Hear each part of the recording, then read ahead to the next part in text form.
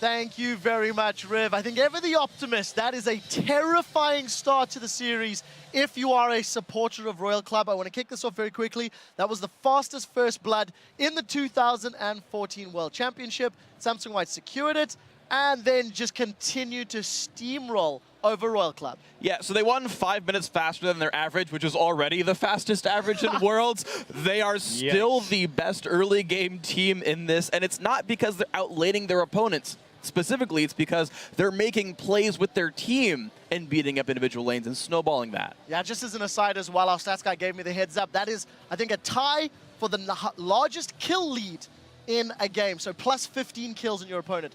Let's get the picks and bans or the team comps graphics on your screen. Monte Cristo, you've got some thoughts on how these two comps played out, and let's get the ball rolling. Yeah, I mean, when you look at this, you see that they're going to need a lot of time to scale on Tristana and Ryze. And for me, the most baffling question is, why do you run a teleport Orianna? Because basically at that point, you've eviscerated your mid game. The champion with the smoothest power curve, the smoothest transition, is able to be dived so readily in that mid lane, especially when they got a teleport advantage early. On the other side, you do see Imp with that Twitch. He will hit that one item, Blade of the Ruin King power spike, and it was really all too easy for Pawn 2 after the level 1, and the all-in under the tower that you can pull when Orianna doesn't really have another summoner spell that's useful in a skirmish is pretty extraordinary. Exactly. You saw Samsung White come out about one turret shot from dead in that dive itself, and that's a barrier or a healer or an ignite that Corm could have really used. And yeah, I have to echo what you said, what Riv said as well, which is why are you picking a comp that needs time to come online? This is a team that specifically doesn't give you time to come online.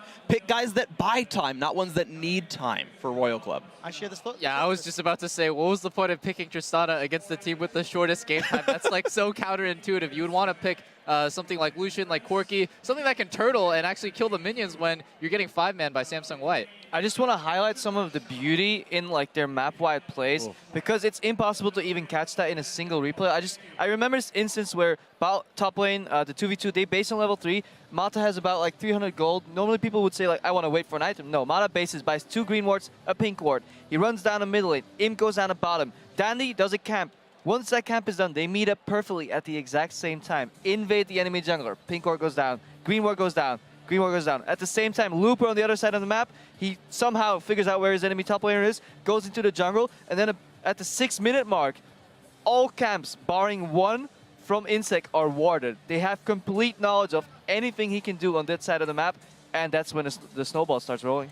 Yeah, absolutely. And with those pink wards too, it makes Insect afraid to even go into the bottom side of the jungle. They drop 3 pinks and 2 greens. Like you're saying, just total control. Yeah, let's get the replay up onto your screens. That really highlights and demonstrates just why this game was so one-sided.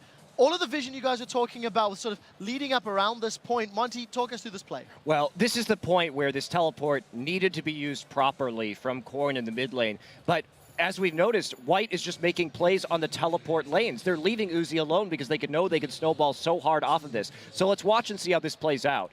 Because what we're going to see is Looper. Now, Kola knows something's up right now, and he's actually going to be able to flash away from the knockup on Jarvan, which is pretty good. But the teleport starts so late right there, and there's no excuse for it. Corrin was in the fountain at the start of that. Had that TP been a little bit earlier, this could have been an even trade for Starhorde, and they need to make that play. You make a decision to get that teleport, you have to make that play. Now, I have a question for the two of you guys. You know, we're talking about the vision, talking about all the decision-making.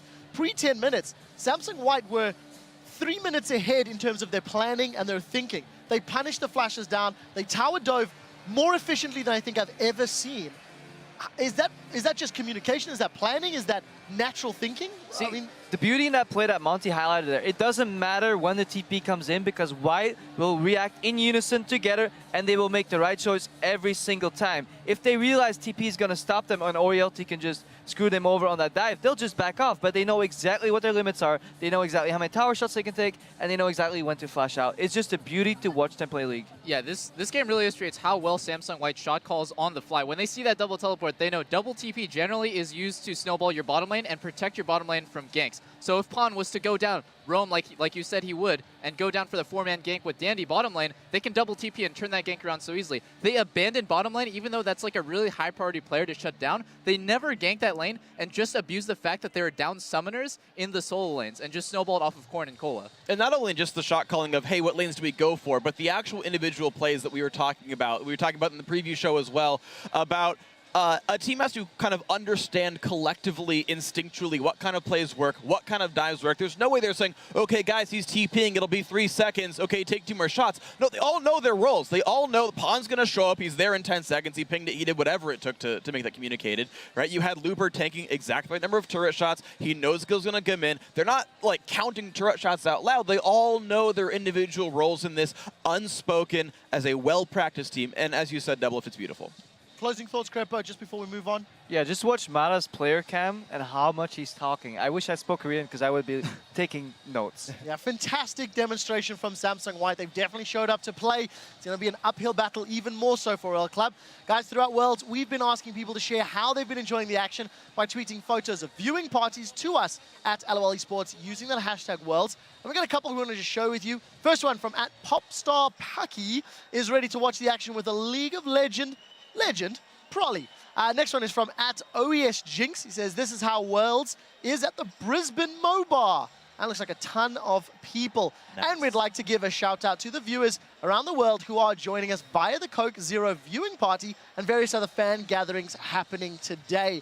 Coke has actually partnered with theaters, bringing the entire 2014 World Championship final to audiences on the big screen in locations like Seattle, Washington, Dallas, Even Antwerp. Texas, Marseille, France, even Nice. Antwerp, Belgium representing. We'll be checking in throughout the day for a peek at those experiences as fans react to the action happening here in Seoul. So, guys, we're going to see some of the fans at the cinema.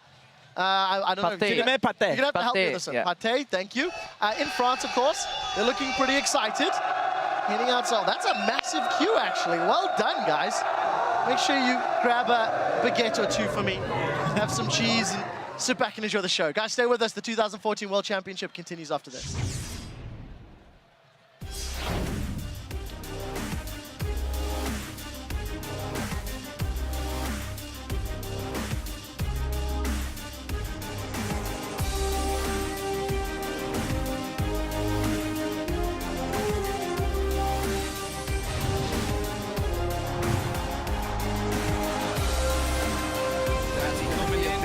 This is really bad. Pawn's come up from the mid lane as well. There was the teleport coming in. Corn, he may just be going down on this one. That Blade of the Rune King is down, so they don't have too much more catch potential, but they do have Pawn coming down. What a shot! There he is from Pawn. Here comes the next two, and they're doing whatever they want. And it doesn't look like it's going to end in the bottom lane. They go right to the top on the other side, or the flash of Cola, but that was the ult into the flag and drag.